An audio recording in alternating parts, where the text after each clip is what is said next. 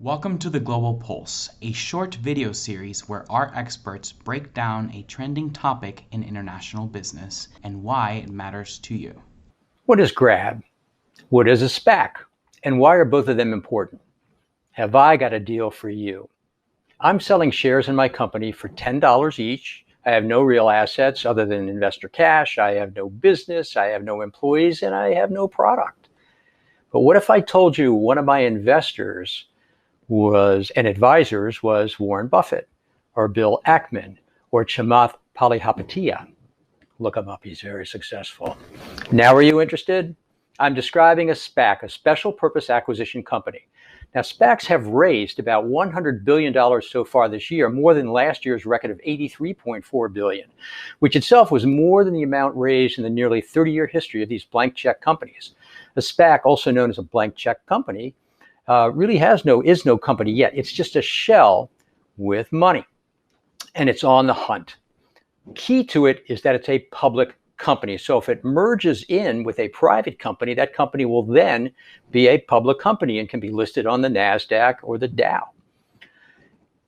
Typically, stocks sell for about $10 a share, and investors also receive stock warrants, allowing them to buy more shares at a set price that any time in the future. So SPACs are funds that money is kept in a trust, and the management team identifies a private company with which to merge, bringing the company public with an immediate cash infusion. They have 18 to 24 months to find and merge with a target company. And now, why are they hot?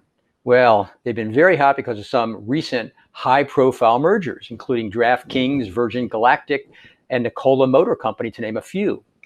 Why should you look for, or what should you look for in a SPAC? Well, number one, you'd want to look at the management team, right? The investor team who are going to identify the target company. The team must be well respected. You want to look at their compensation, which will be wildly out of whack with what you're paying. They'll be getting a much, much better deal. And you want to see if the sponsors make money, whether or not the deal succeeds. Now, you'll want to look at the target company, and you can get out of a SPAC before the merger takes place if you don't agree that this is a good target company.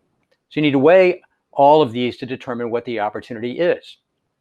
Now, Grab really set off the bells, given the size of the merger and the immediate very high valuation for the company.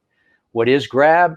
Well, Grab is a company that's involved in ride hailing. It's a ride hailing app like Uber, but what's unique about it is that it has many other applications on its website.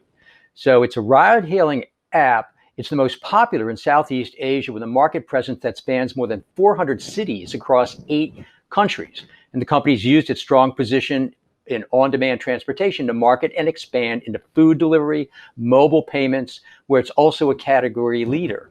Grab argues that by providing multiple different services through its app, it can provide more value to consumers while lowering the cost of delivering those services.